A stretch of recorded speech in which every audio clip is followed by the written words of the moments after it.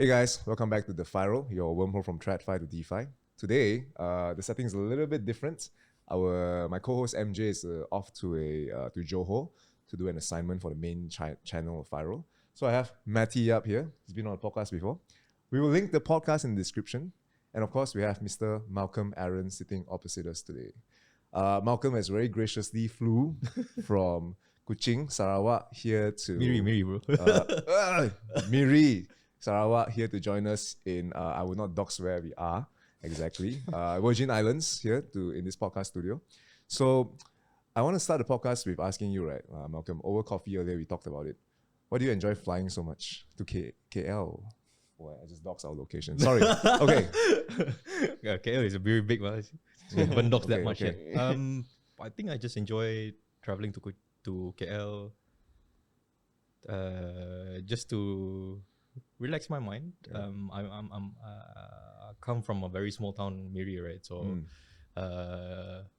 no hatred to Miri. I love Miri. It's just that sometimes you know how it is. Like small towns, there's only so much you can do at that place. You're so used to it. So I prefer to be outside of my comfort zone. So that's hence why I always travel around to KL, to Kuching and KK, and make most of my time mostly. Especially like the recent example when I went to Kuching for the NFT exhibition. Yeah. So that's where I make most use of my time, like networking with people around. Okay. So when I was the reason why Matty's the reason why the person that connected Malcolm and ourselves to connected Malcolm and us. So in the WhatsApp group that we had, right, I think one thing very interesting about you is you said that you don't mind traveling anywhere just to meet people and socialize. Yeah. But I also want to go back to the main job that you have. So you work in an oil and gas company. Let's not reveal the name, okay? I suppose if that's private and you don't want to, right? And my assumption is that if you work in oil and gas, you are probably very stuck to one area because your schedule is going to be quite crazy, right?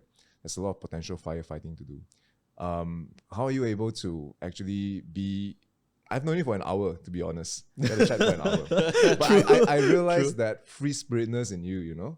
That ability to move around and be able to mingle to a certain location. How do you connect the best of both worlds when it comes to working a full-time job in an oil and gas company and this lifestyle that you lead? I guess there's two things. It's more towards time management and also work prioritization. Because as you know, like in this hustling world, right, your checklist will never gonna be empty. Yeah. There's always gonna be something to do.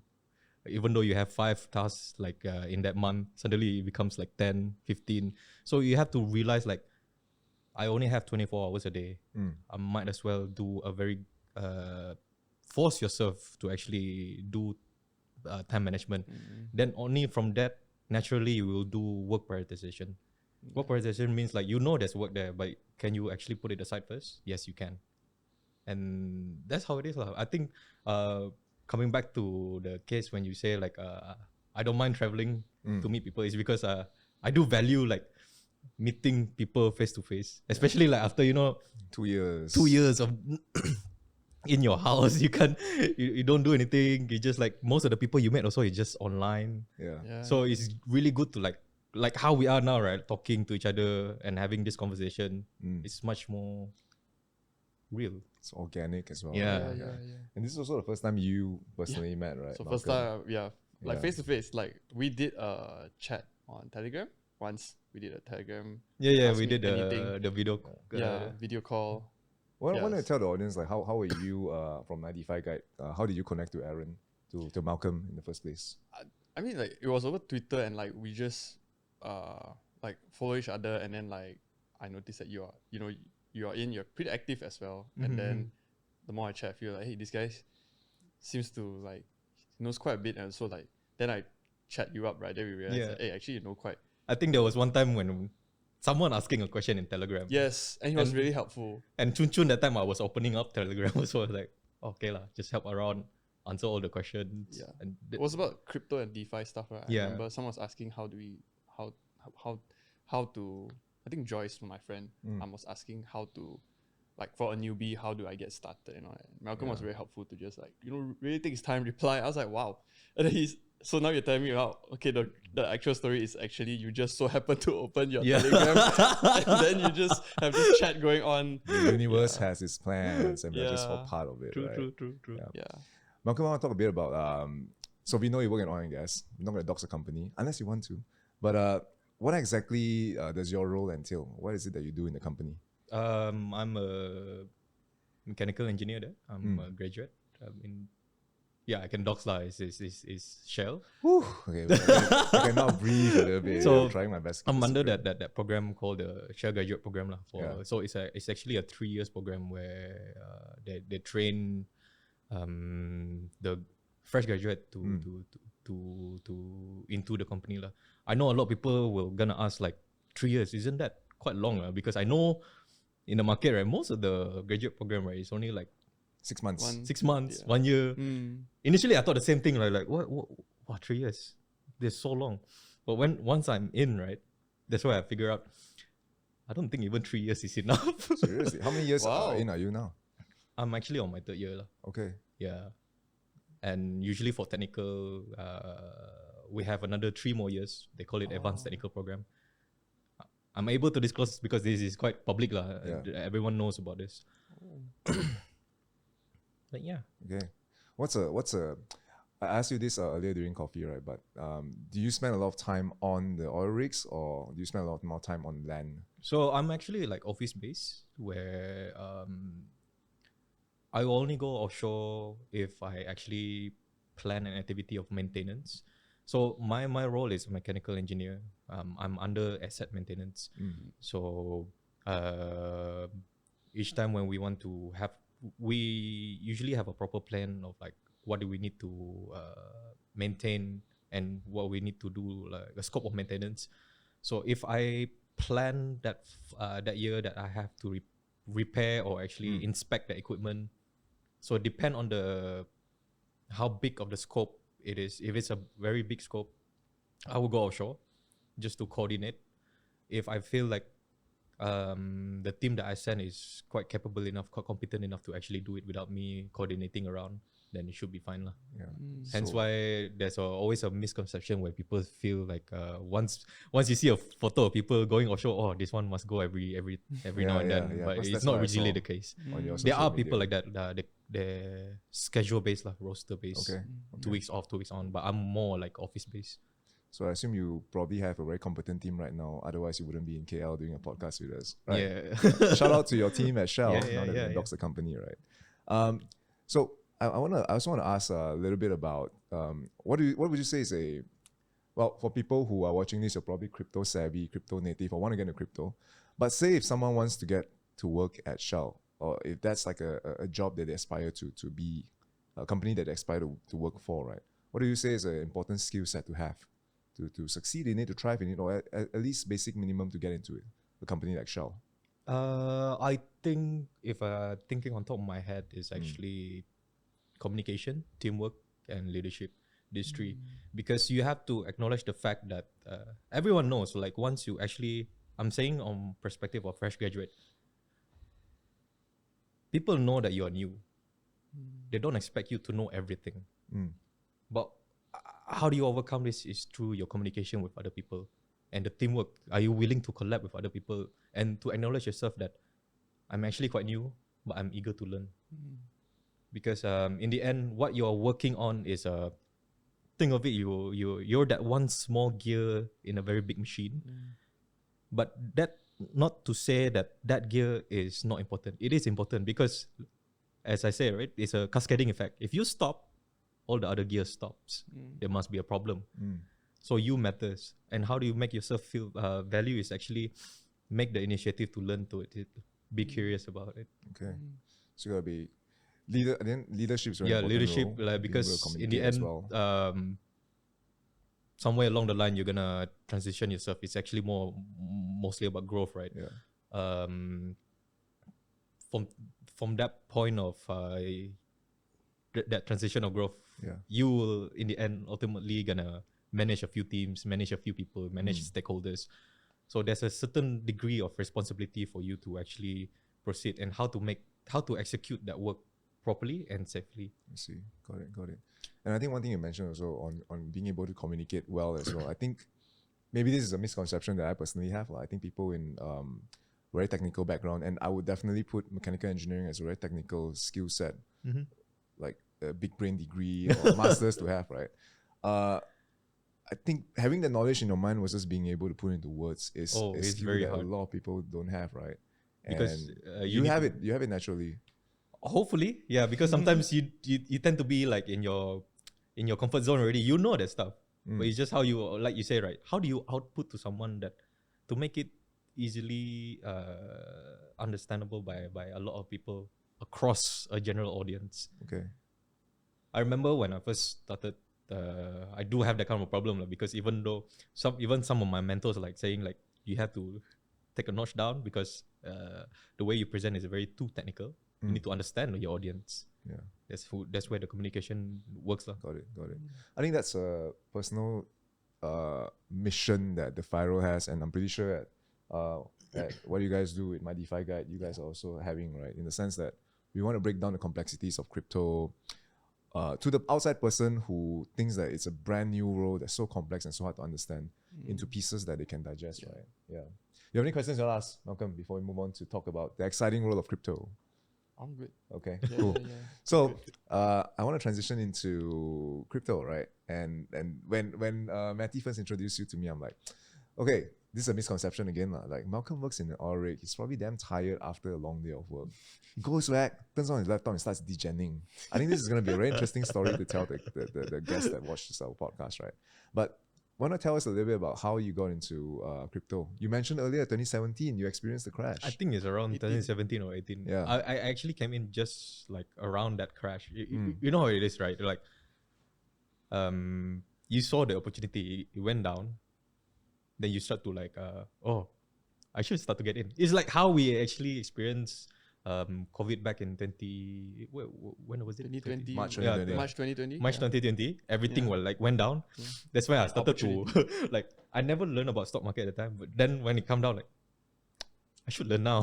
Then it started from there. It seemed like when 2018. So back then, I was mining a little bit of Ethereum.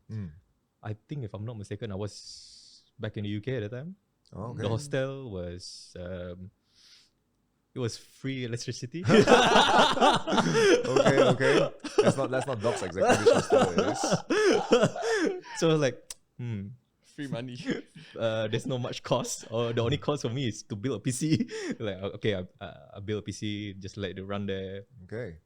That's when I first started out in crypto lah.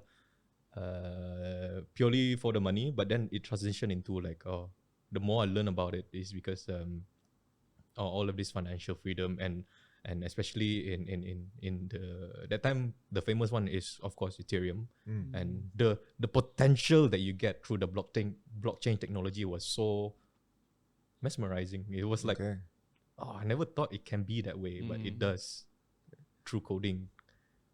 Would you say again, I think for anyone watching this, even myself, right? I one thing that I've learned recently with losing a bit of money in Luna as well is that it's never wrong to be a profit maxi.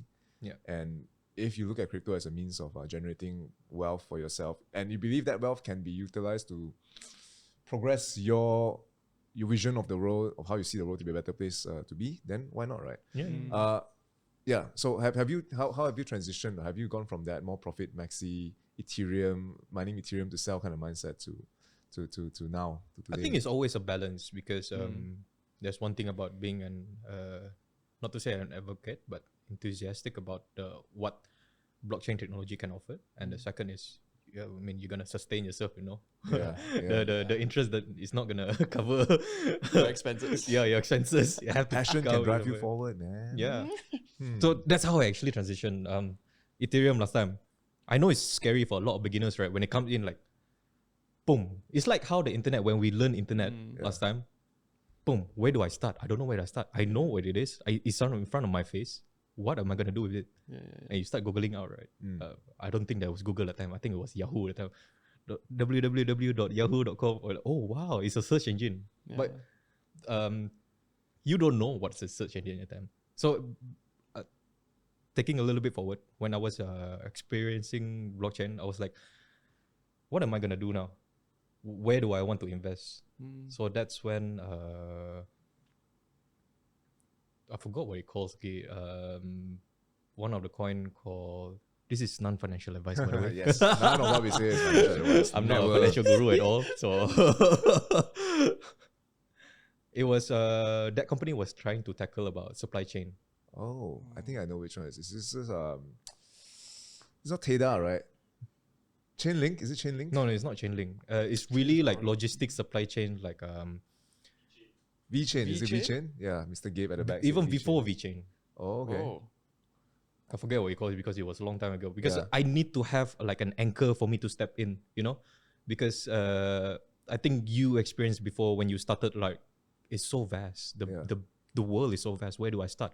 And I actually took an advice from a YouTube channel called, shout out to Mr. Money TV. Hey, okay. One of the things that he said, like, invest in something that you're familiar with. So at the time, we're like, okay, I know I'm working as an engineer at the time, but I always have problem with logistic wise, supply chain wise. So that's when I saw the project. Then like, oh, got collaboration with Coca-Cola, DHL. It must be quite fascinating on how they actually use blockchain to simplify this process. Then turns out that that coin suddenly went up. Hey. I was like, oh, Good that was problem, my first like search. Like, wow, that was something else. I think that's what got us all red pill to crypto, right? Yeah. Crazy It long was brain rewarding candle. to actually believe in the technology behind it. Same goes with ENS. Mm.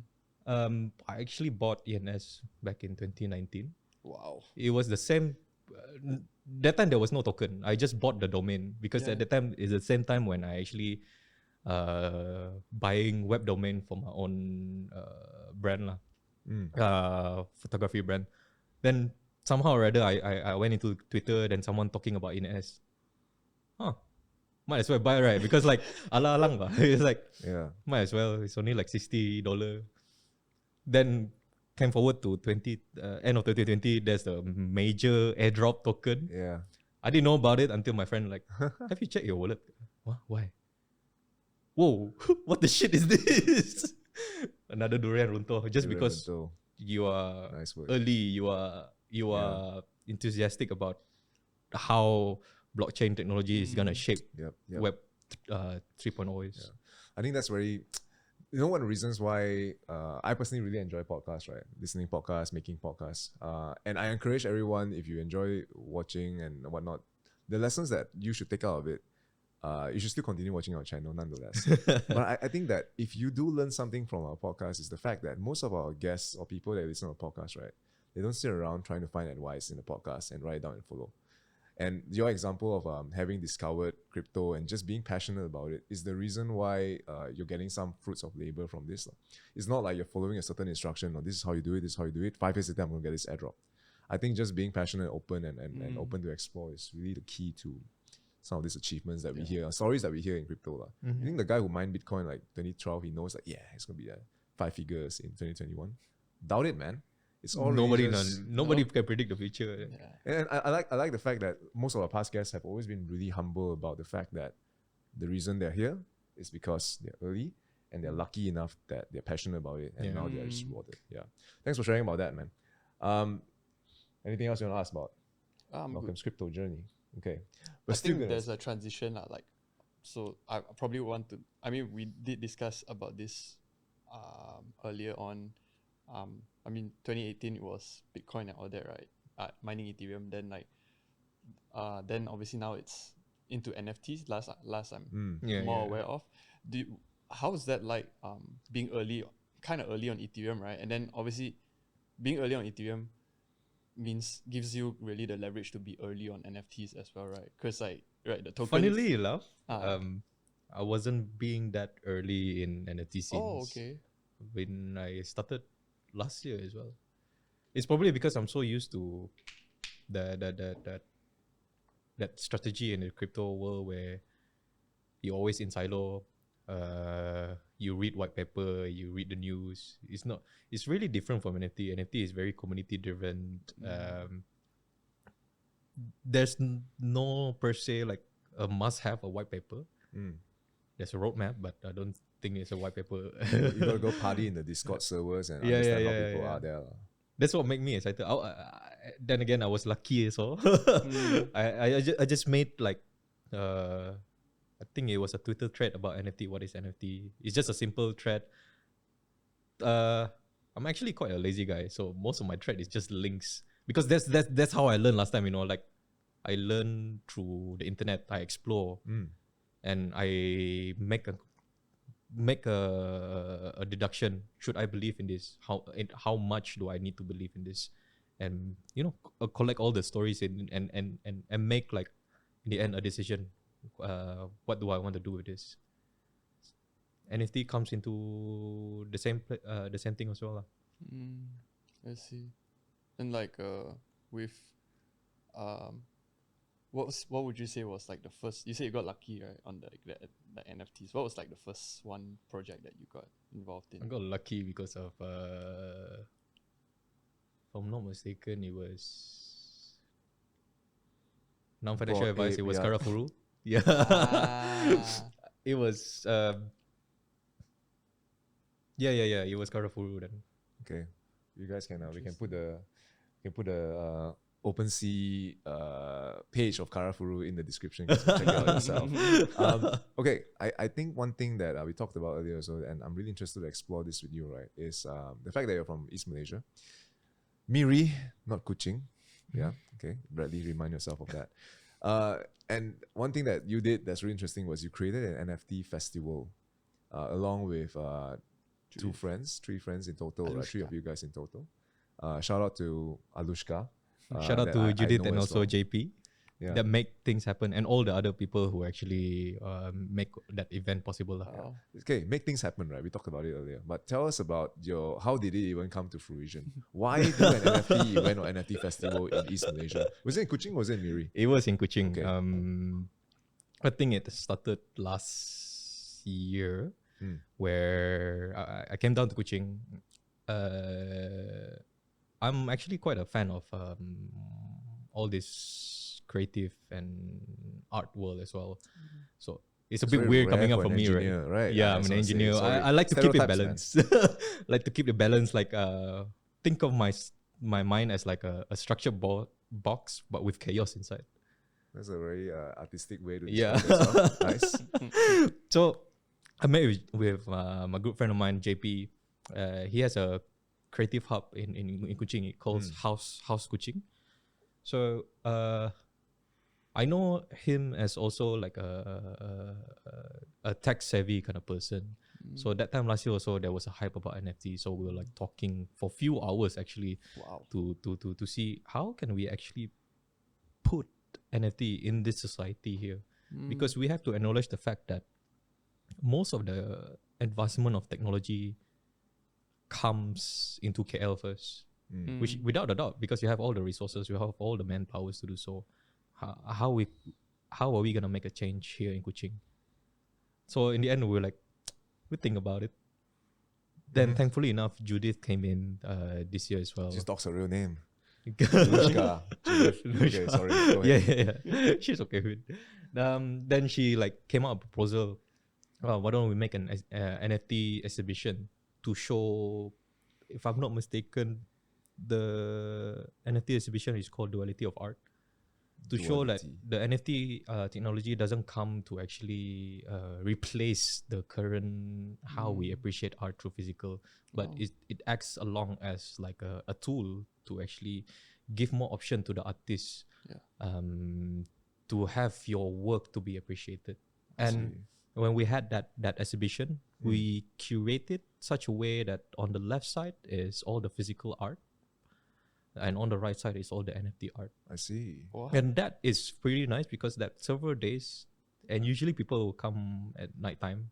I mean, after work, and then they come. And I would say it's quite successful because each time when people come, we always have this engaging discussion with the public from different background. Some of them are just normal citizens. Some of them are from some of them are artists. Yeah. Who are generally trying to figure out like what can I do with this? I know this, and that is our how we say one of our main objective lah, to create this awareness to the society and let them actually have this conversation, not just to us. I hope it doesn't stop there, but actually among themselves. Okay. So you say a lot of people created an engaging discussion with you regarding NFTs and art, right? What would you say is the main concern for a lot of people who actually visited you during the Duality of Art event that you guys have? What was the main concern of a traditional artist when it comes to NFT? Some of the feedback that I have last time was,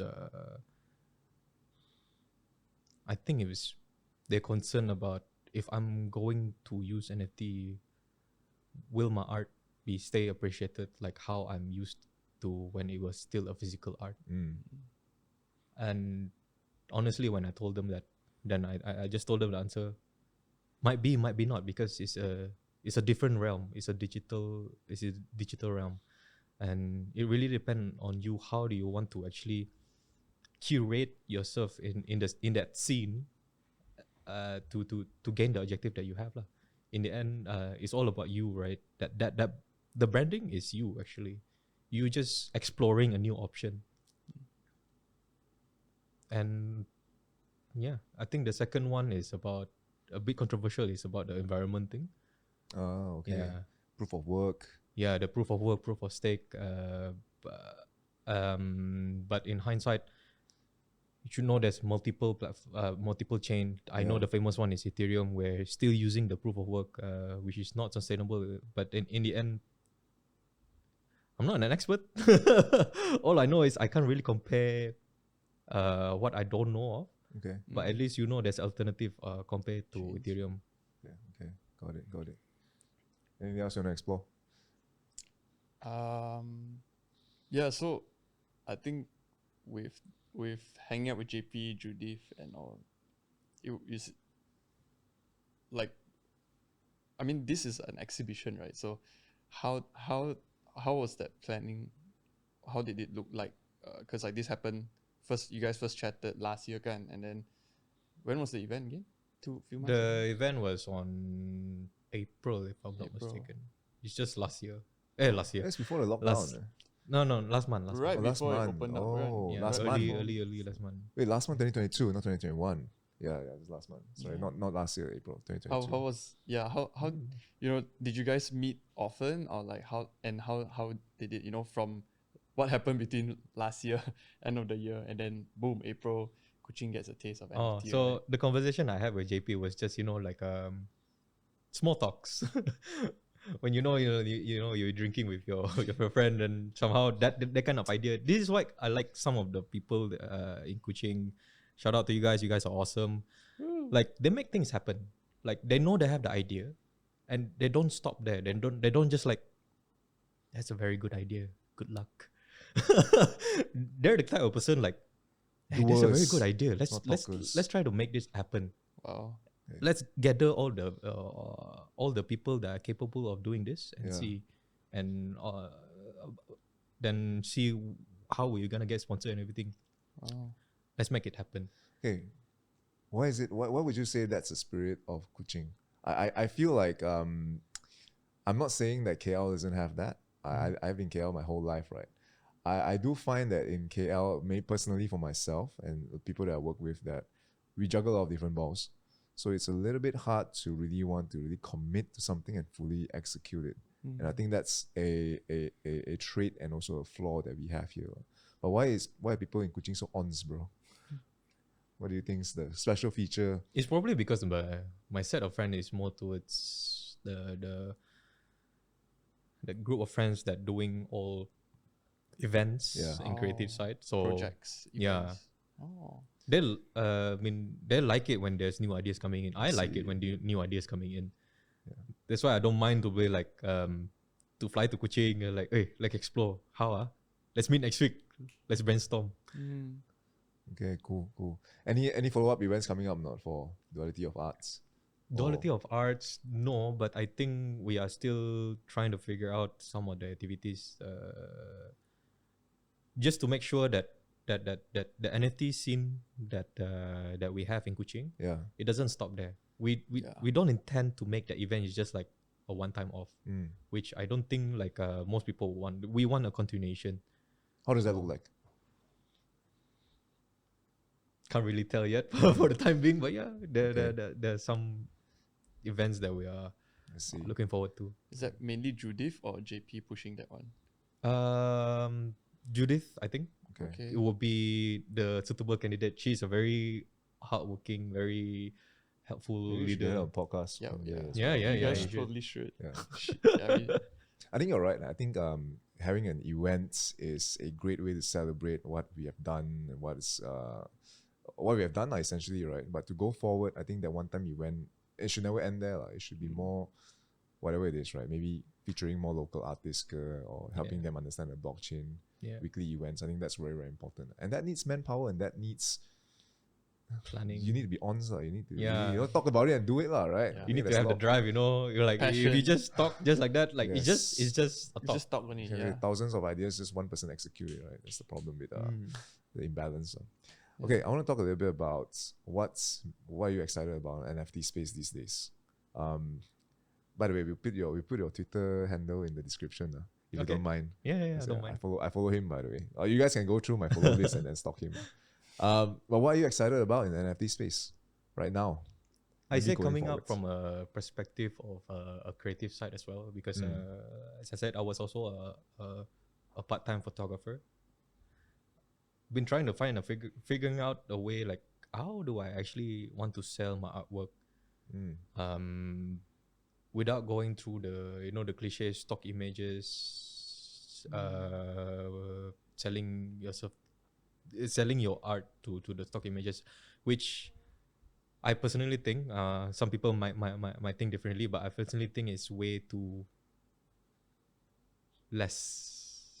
I see.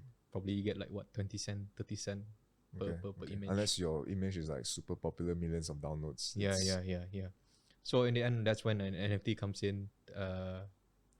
I view it as a general tool. Like, okay, I can actually make my market borderless.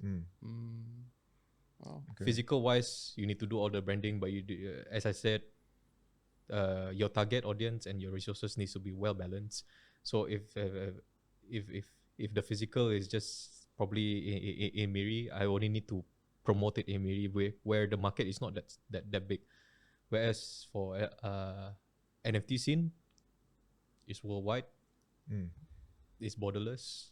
I mean, you can actually use social media as well to do so, but I know that requires a lot of big leap in the sense that need to be very famous. Only then people will know who you are, right? And there's no one to blame. It's just the algorithm of social media as it is. Yeah. Well, how would you describe your photography? Like, what do you lean towards in terms of the pictures that you take? I lean more towards landscape and cultural photography. So that's part of my brand. Not just brand, it's more like a life objective, life bucket list to actually participate in the cultural preservation of Borneo. How do I want to do it? It doesn't have to be big, it doesn't have to be small, as long as I partake You it, do your part. do the small step. So one of it is actually through photography. Okay. Wow. I think when you mention branding, I think it's very underrated. I think all of us are a brand whether we like it or not. I stand for DeFIRL, but Bradley Lim is a brand on its own. My DeFi guy and Matthias are synonymous, but it's also an individual brand, right? And for example, right, two person can take a picture of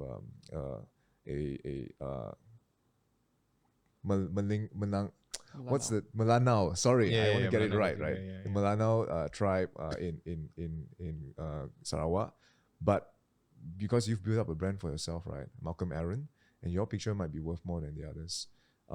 So that's the one question I want to ask is, this is what I see in the NFT space. I think that all the original brands that exist in Web2, be it Nike, Adidas, or maybe LV or whatever, I think when they want to hop onto Web3 NFT space, right, I think there's a lot of nuances that they don't appreciate. Whereas you look at the more successful NFT projects like your Bored Apes, like your Karafuku, am I getting it right? Karafuru, damn. And your Doodles, and then your Mutant Apes and your Azukis, they all existed from Web3. how would you say, how would you navigate around that challenge of yours? Let's say if you want to create a successful brand that seems to only be successful within Web3 itself, coming from a more traditional photography kind of background. Very tricky question, huh? How? It's a very bad question, to be honest. It's quite a big brain question actually. Yeah. I was like, Yeah. damn. We can put it aside first. No worries, no worries. It is something that I've been thinking about personally, because It's bugging your mind, right? because I think we've all been told that NFT is the next big thing, right? Yeah. And definitely NFTs in the next year or 2 years is going to be way more different than just having a JPEG on the blockchain. Yeah. I think there's way more utility in it. Yeah. But I just think that there's not enough, as cliche as this word is, there's not enough respect for the whole culture of the NFT space. NFTs freaking existed from memes, for God's sake, right? And there's not enough respect by big brands to want to tap into the space. Yeah. So we bookmark that question aside first. We put it aside first. So one thing I do want to ask is, in regards to NFTs, right? Like right now, if you want to purchase an NFT for the idea of flipping it per se, is there a very toxic way to view NFTs in your opinion? No? If someone's profit maxing and like, shit, I think this picture, I can flip it for 5x. What do you think about that whole culture of NFT? Personally, I don't think it's a red toxic thing, because market is driven by supply and demands, and also the hype. I know that some people might think like, this is not the way how you Appreciate gain profit. arts.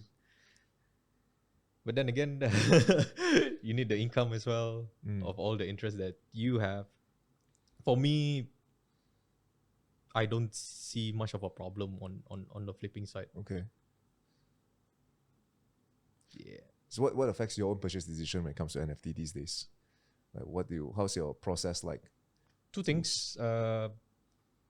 One is what you say is all about that flipping. You check the market. It's the same goes like how people check stock market, right? The narrative stays the same. Oh, it goes down. You're gonna buy it. The market approach the same as goes to NFTs. It goes down, you want to buy it because you feel like, oh, it's gonna go up, and I'm gonna sell it at highs, and goes to stock market and or any other thing that have carried the definition of value. The second is more also on art collecting, when I really appreciate that art, like it really resonate with me. To a certain degree, I don't really see the price. I would just which is a bit art collector, bro. a bit hard lah, because like I bought it already. Cost you. Oh my god, that hurt so much. Yeah.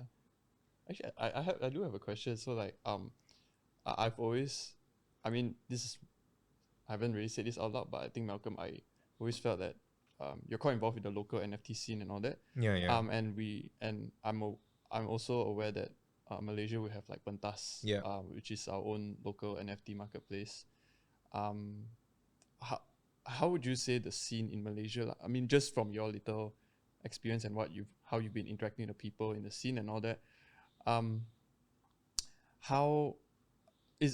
these people mostly concentrated in Pentas as a local, or like are you also speaking to people who like, well, they're on OpenSea, they are on Looks Rare, or they're like on various foundation, or even on Tezos. So Tezos chain is what I understand is when I wanted to get into NFT, they did recommend me, like, if you're really in it for the art, they said that is the chain kind of thing. I love Tezos. Yeah, the art day is so like we've some dope. I've seen some, to be honest. So like what would you say, like the people you hang around with, what are they like? Are most Malaysians actually like, are they actually using Pentas, or like are they kind of leaning more towards Tezos, or like are they just like Malaysians, we're all rojak lah, like we're like, hey, OpenSea a bit, here a bit, there a bit. Yeah, what is it like based on your experience? I think the perfect example of what you said is now like it's more rojak, and that's the beauty of it. Okay, that's the beauty of Web3. Yeah, Web3, you want to make it borderless. So how you want to make it borderless is from within yourself. Which one you prefer to use, just use. And thankfully enough for like what you said, the local marketplace Pentas, I met a lot of these amazing people. Most of them are creators as well.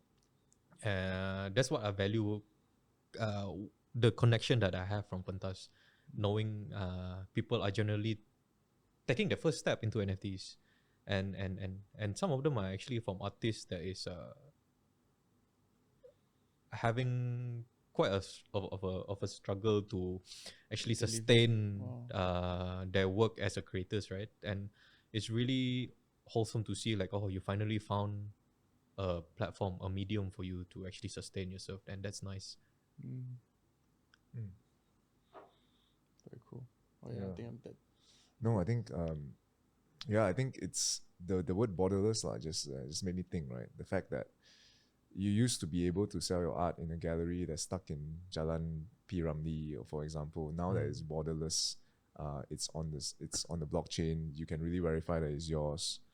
Really makes a huge difference. And I don't know. I think my introduction to NFT has always been a bit skeptical because part of me, although I own a few NFTs, which is probably worth a little now because it's in USD. It's in Luna USD. But we're migrating different chains, but another story for another day. But yeah, I think if we can look beyond that, right, there's so much more potential to really help the underserved, underprivileged artists out there, right? Yeah. That to really help them promote their product. But again, I think branding and marketing and promoting is very important, and artists find it hard to do that. Maybe potential business model to begin, right? Yeah. I mean, like generally, of all the system in the world, there's always a good and bad, and it really depends on how you orchestrate your mindset and also your approach to it. Okay, I want to ask this, and I think this podcast is gonna launch and because we are in a bear market right now, right? Yeah. Mr. Malcolm here is the person that shows the most teeth every time we have the camera pan towards him. He's always very smiley and very cheerful. How are you planning to, how would you recommend navigating a bear market, which you've been a part of since 2018 to 2020, I assume? What I learned about bear market is you need to rotate quite actively. So, by the way, non-financial advice. Non-financial advice. Full Full disclosure, not financial. Yeah, we guru. get whacked so much, man. Okay, anyway, sorry. Yeah. I've been through my first bear market, and it does hit me quite a lot, But then again, I lived through it. I felt that like, oh, this is all my fault. Because this is all my decision to do so. So what I learned, my strategy was, I need to be actively proactive. I need to rotate around because if you don't rotate around, there's no one else to actually put a blame on but yourself, because you're the one in the end needs to click the button to change, to swap to anything. Legend advice. Okay. Then like that's what I told you during the cafe, right? Luna crash. It's quite a famous one. That night was the same night when I demobbed from offshore. I didn't know about that Luna was crashing only until like I reached the city when I got the internet already. Then I was like, what is happening here? Straight away went home, take out everything from Terra chain and swap straight away. Because even though no one can predict the future, right? Yeah. But you kind of have a hunch like it's gonna be a bad one. Yeah. So need to be proactive, rotating around. I think that's the habit that I have when I was doing yield farming back in 2019, where all these liquidity pools, staking was way before this NFT scenes. So like for yield farmer, they tend to rotate around. They see which one is the highest API, go in like very very damn early. The moment it goes down, poop, okay, rotate. Put somewhere, poop, rotate.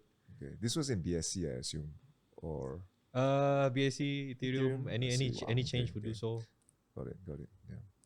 Don't be married to your bags, lah. Yeah, don't be married to bags. Yeah. Bear market humbles everyone. I know the hype with I can't deny that the adrenaline of a bull market is so addictive. Because like, oh my god, I can gain so much. 200% is nothing. But when it comes to bear market, that's when you get humble. Like, damn, that was harsh. Yeah. Were you prepared to see this bear market And again, I still struggle to call it a bear market because it's so hard to define what exactly it is, right? The definition should be like a downtrend over the past 3 to 6 months. Were you much more prepared during this recent drawdown than before, would you say? Yeah, I did lah. So you were sitting more in stables, I assume, during this time. Mostly in stables now. And some NFTs, it's just like just like you also lah. Illiquid JPEGs, bruh. The value went down. Okay, there's nothing much you can do. Yeah. I think one thing that I've learned recently also is, and this is after losing money in the Terra crash, right? Is the fact that I'm very thankful to have a job that I really enjoy. I love what I'm doing. I wouldn't change a thing about that. I think as much as we're all trying to chase some sort of financial freedom, right? I still don't mind doing what I'm doing, even if I can be financially free. So I feel that a lot from you when you describe your job in Shell. And I think if there was any non-financial advice we were to offer anyone watching this, if you're still suffering from the crash, hey man, an active income that you enjoy is the most underrated thing that you can have during a bear market. Yeah. That's what I personally feel. Man. Yeah. Anything you want to share? Anything else you want to ask? I think. How are you during the bear market? Oh, am I doing bear market? Let's just listen to your story.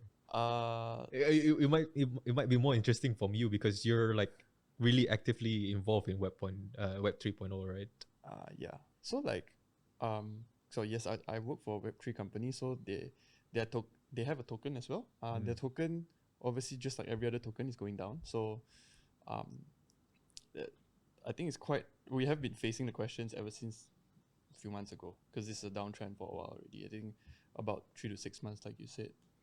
Yeah, we get a lot of questions. People just asking, like, hey, when's it gonna pump? Like, why are we going down? And sometimes I don't even know if people do their research anymore when it comes to investing. Really, how am I doing in the bear market? I have quite a significant percentage in the Terra ecosystem, and also the Cosmos, which is hit a bit because some of the liquidity pools are UST. Yeah.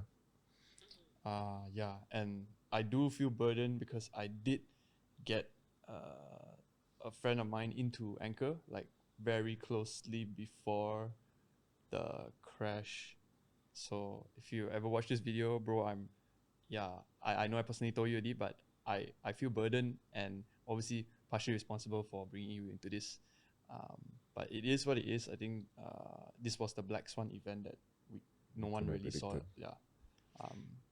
But like moving forward, the crash happened when I kind of disconnected. I had my own life event going on, getting married and stuff like that. So, so that did help. Like I wasn't, I didn't have to juggle too many things at the same time. But now now where we are in the bear market for myself, I'm trying to catch up with things really.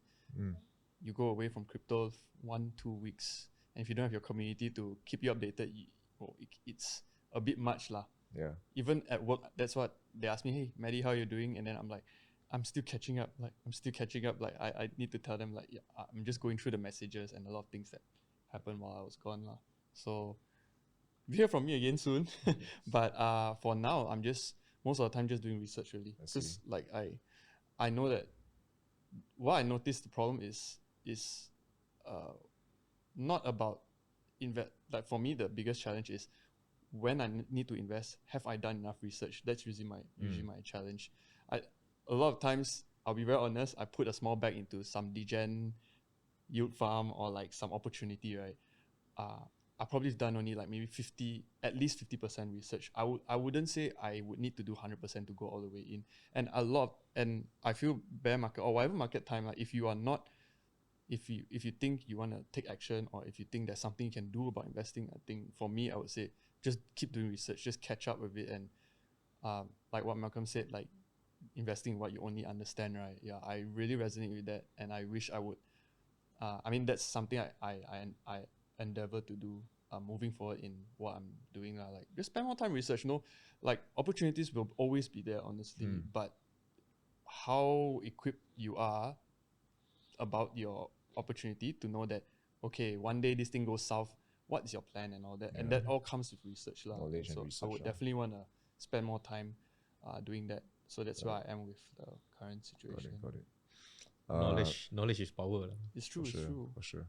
So, who said this? It was Buffett or someone at TradFi space. Bear markets don't last. Strong men and also women do. Yeah. So maybe that'll be the title of this video. Who knows? Okay. Let's end today's. Let's as we're coming close to the 1 hour mark, right? Let's end today's video on a more positive note, right? What are you most looking forward to in the NFT space, in your own life, in your own career in the crypto space here, being involved in NFTs with East Malaysia and even the larger Malaysian. I think for me personally, I think it's a bit far stretch, but